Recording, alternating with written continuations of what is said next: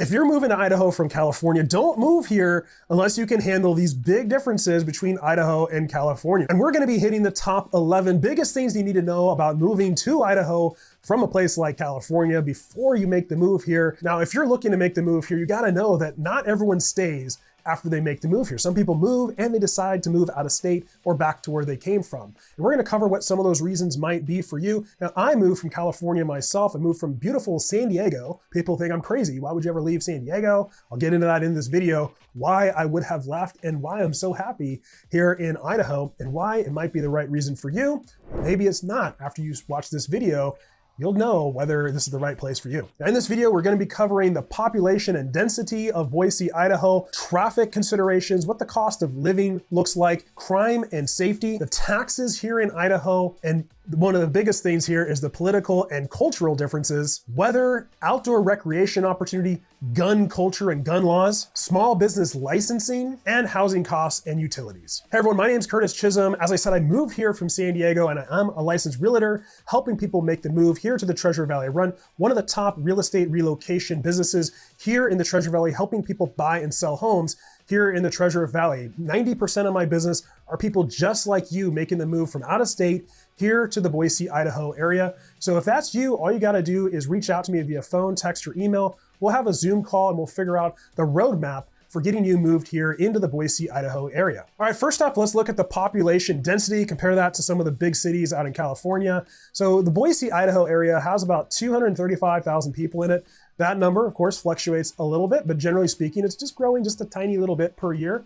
However, the rest of the Treasure Valley is still growing quite rapidly. And that number, depends on various estimates you look at, is somewhere between about 800,000 to 900,000 people. Now, the whole state of Idaho is coming up on just under 2 million people total. Now, I moved from San Diego. Just in the county alone of San Diego, I believe is about 3.3 million people in the entire county. Idaho has 2 million people in the entire state. And of course, the greater LA, Orange County area, you've got over 18 million in that area. So just a lot less population density. However, the Treasure Valley itself is becoming a bit more population dense. And with that, you've got some traffic issues that we'll touch on in a little bit. Now, some of the biggest cities around here, of course, as I mentioned, is Boise, Idaho, but the second biggest is Meridian, Idaho, coming in at about 135,000 people. And then you've got Nampa, Idaho at just over 100,000 people, followed by Caldwell at 60,000. Those are kind of the biggest cities here in the Treasure Valley. You also got some smaller ones that I'm sure you've heard of, which is Eagle. They're right around 25, 30,000 people. Star's around 15,000, but they're growing. They're probably gonna hit 20,000 here pretty soon. And then Kuna is at 25,000 people. And then you've got Middleton at about 10,000. Now, Middleton's not growing nearly as rapidly. They're kind of putting the brakes on how fast they're allowing tract homes to go in. So they'll probably be a little bit behind as far as population growth. So if you're looking for an area where it isn't growing super rapidly, so has that kind of rural charm to it, Middleton could be a great option to take a look at. If you're looking for an area that's more population dense, then definitely Boise or Meridian or Eagle would probably be some of your best bets for that. Now, as I mentioned, traffic, it is a growing concern here in the Treasure Valley area. You know, probably 6 to 8, 10 years ago was not a concern, but there's a huge influx of folks pre-COVID, but certainly from 2020 on, a huge influx of people have come into this area. So they are trying their best to keep up with the road construction. There's a big highway, Highway 16, that's going in from I-84. I-84 is the main connection freeway through here, and Highway 16 will connect from I-84 all the way up into Emmett. That's going to really alleviate a lot of traffic off of the surface streets of Meridian and Star heading up into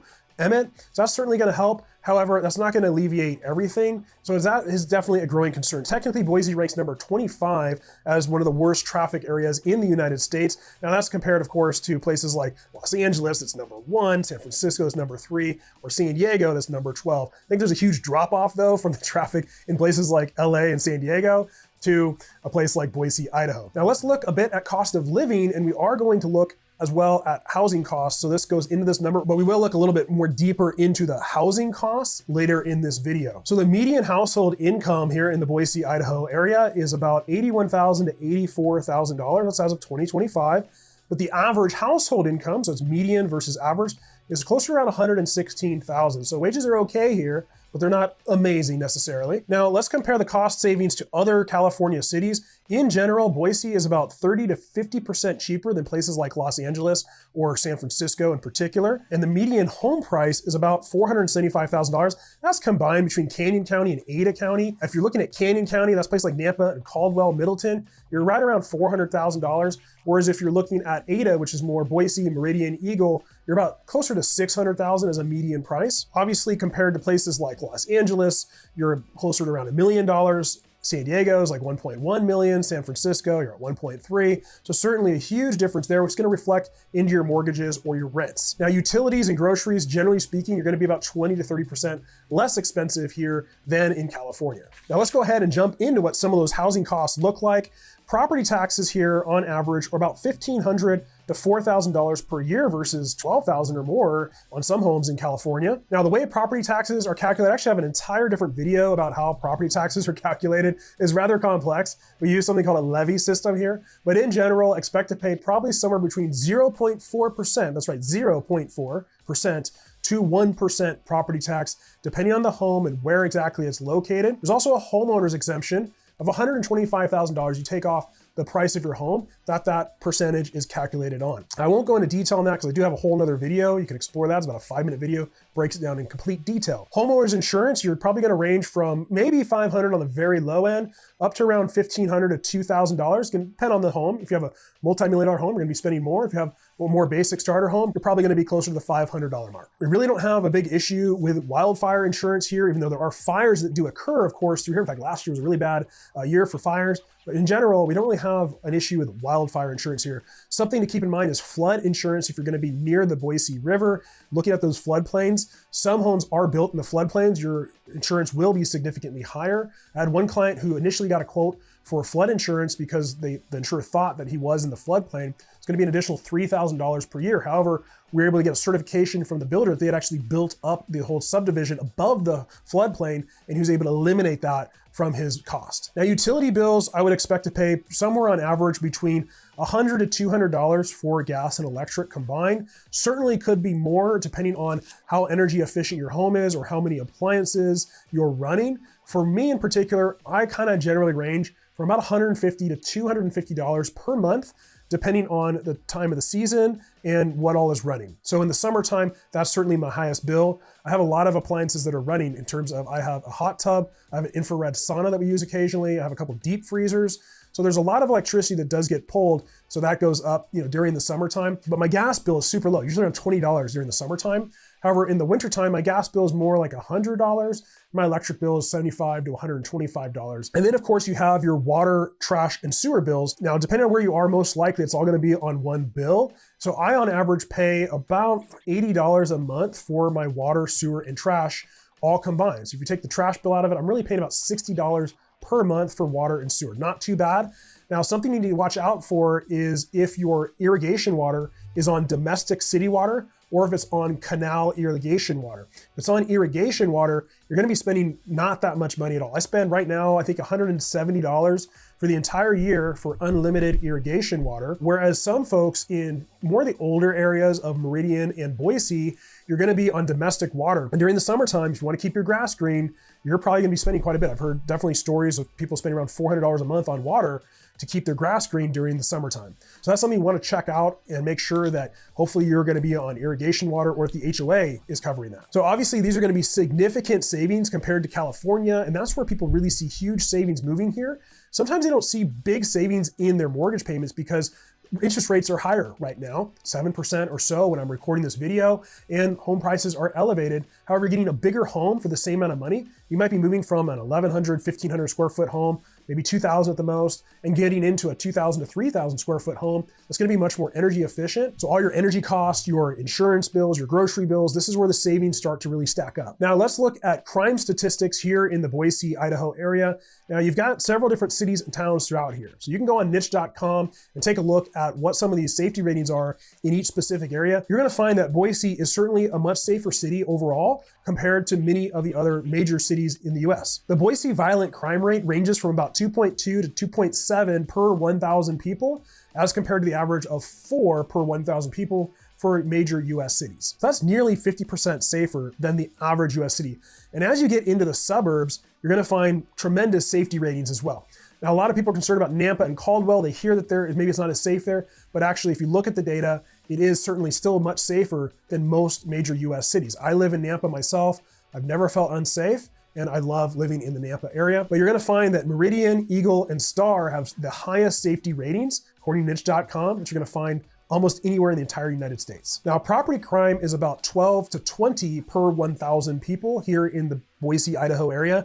Now, let's compare this to places like Los Angeles for violent and property crime. Now, when they're having mostly peaceful protests, it's hard to say if these numbers are reflected in here, but property crime tends to be about 6.5 to 7.5 per 1,000 people, as compared to about 2.2 to 2.7. And then property crime tends to be about 40, so over double on general for property crime in Los Angeles. Now, San Francisco can have property crime rates as high as 50 per 1,000 people. Next up, let's take a look at taxes here in Boise, Idaho, and Idaho in general. So as I mentioned, property tax ranges from about 0.4% to 1%, and we do have that $125,000 homeowners exemption that helps you out.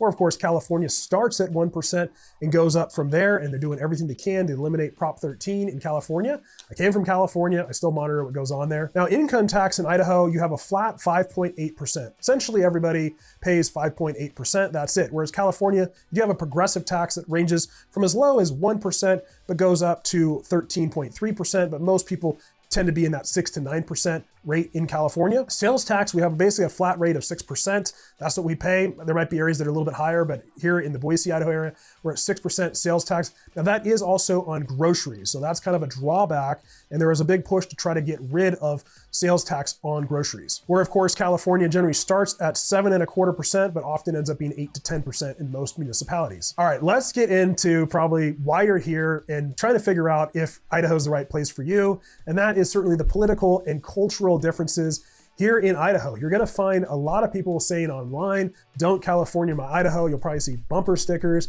You might catch a lot of flack and a lot of hate online from people essentially saying, do not move here if you're from California or from another more liberal state. Idaho certainly leans very conservative overall. I will say that the city of Boise itself is certainly a blue dot in the middle of a red ocean here in Idaho. And it is doing all it can to be as liberal as it possibly can, doubling down on pride flags. They actually made it a city official flag so they can fly the flag, because there's a state law that said you can only fly official flags, which includes the state of Idaho flag, I think the Boise city flag, and of course the US flag. So they just incorporated the pride flag as part of the flag so they can fly it. That being said, and a lot of people are worried about this area becoming more liberal. However, 75% of the people moving to Idaho are registered Republicans, 10% are registered Democrats, and 15% are undeclared or independent. So of course, there are folks that have a liberal point of view that are moving here. However, in general, certainly a more conservative individual that tends to move here to Idaho. I can tell you that I moved here certainly for the conservative politics. Leaving California because of the liberal politics there, it's the number one question why people ask me, why did I move here? And let's be honest, it's just the liberal direction that California is going. I didn't want to raise my 3 children who are 4th generation native San Diegans in that beautiful state that's getting ruined. Decided to move them up here to California. So if that's something that you're looking for, you want to fit in more with that conservative culture, Idaho is of course welcome to anyone. However, you're probably just going to find a little bit more comfort with the more conservative lifestyle if that's how you lean. Idaho is super involved in local politics. The state capital is right here in Boise, and I've been there a number of times for field trips with my kids. We've sung hymns down there as well in the rotunda. It's very, very beautiful, white marbled. It's gorgeous, and the acoustics are amazing, and you can meet your representatives quite easily. Now, let's touch on gun culture and gun laws. Idaho is a constitutional carry state. That means you can open carry, you can conceal carry without a permit. You can, of course, get a concealed permit that allows a few more freedoms that you can use in areas you can carry. However, in general, you can carry most places either open or concealed, loaded with your firearm in your vehicle. You don't have to separate them like you do in California. Are you going to see everyone around here carrying? Honestly, I've probably seen people open carry maybe a half a dozen times in the several years that I've lived here in Idaho. However, how many people are concealed carrying? Certainly that number is significantly higher, and a lot of people own firearms and have them in their homes. So the break-ins, as I mentioned earlier, violent crimes tend to be a lot less. Property crimes are less because there's a chance you might get seriously injured or killed if you're attacking someone or breaking into their house, right? And of course, now with gun culture comes hunting culture. Hunting culture is huge here in Idaho. of course, with firearms, but also bow hunting. Now, when it's hunting season, the guys here, they're gone. They take off. So if you're doing a construction project, you might have to wait a week or two sometimes because they might be out hunting. Now, if you love the outdoors, but maybe you don't love hunting, just keep that in mind. There are gonna be hunters out there. You gotta be careful. You gotta know where you're hiking and make sure you're not potentially getting in the line of fire of someone. And don't go yell at that hunter because they have more of a right to be there than you do. Now, some other cool things about Idaho is the small business culture here. I feel like everyone owns a business here, and it's really, really easy to get licensed here in Idaho for a small business. I have multiple LLCs that I filed here for businesses that I own, and it's super easy. It's about 100, 150 bucks, depending on how fast you want to get it done. And that's it. It's one-time fee versus California. It's about 800 bucks a year just to have the right to do business in California, whether or not you make a dime, and it's much more complicated to set up. So it's very business friendly here. If you're a contractor looking to move here and start a business, it's very inexpensive, about $50 to get a permit to get your contractor's license. The con of that is that in California, it's very difficult to get a contractor's license. I have my general contractor's license back in California. It isn't active right now, and it was very difficult to get. You have to pass a very difficult test. You have to have minimum 4 years as a journeyman. You have to have recommendations from people vouching for experience, and you have to be bonded and insured. Here, you just have to pay 50 bucks for a contractor license. You do have to be insured for, I believe, $300,000, and that's it, and you're a contractor. So you gotta really vet your contractors, make sure they're legit before you hire them. And finally, let's talk about the weather before we talk about who is Idaho ideally for or not for. Now, the weather here is really unpredictable. We do have 4 full seasons here. We definitely have a cold winter. It can get in the single digits, but generally it's in the teens or 20s at night and in the 30s, maybe 40s during the day. Average about 19 inches of snow each year, but that varies quite a bit. We hardly got any this last year, but sometimes you can get several feet of snow, a couple of feet at a time. So that's definitely gonna vary, and it's gonna be cold. We also have spring. Spring's beautiful, but it can be cold in the mornings and much more warmer in the evenings. It actually warms up towards the afternoon, evening. Summer can get really hot. It's definitely gonna be in the 80s, 90s, and low hundreds during the summertime, but that's a great opportunity to go cool off at the Boise River or one of the mini lakes that we have around here. Fall is a beautiful time. All the colors change on the leaves. It cools off. There's really fun family events to do here on the local farms here. All right, now let's talk about who is Idaho for and maybe who is it not for. So if you're someone that values affordability, safety, probably more conservative values, an outdoor lifestyle, and just that smaller town, slower pace of life, Idaho is probably a great place for you. If, however, you're looking for more of a big city lifestyle, you don't want the 4 seasons, you can't handle the cold or the really hot weather, or maybe you just don't love conservative lifestyle politics, then not saying you shouldn't move here, but maybe Idaho isn't the best place for you. But if you are looking to make the move here to the Boise, Idaho area, again, my name's Curtis Chism. Regardless of who you are, I'd love to help you make the move here. We'll schedule a Zoom call and figure out a roadmap to help you make the move here to Boise, Idaho. I help people all the time make the move here, and I'd love to help you as well. And if you are looking to make the move and you're looking for other videos to dive in deeper on the subject, all you gotta do is watch this video right here. We'll see you on the next video.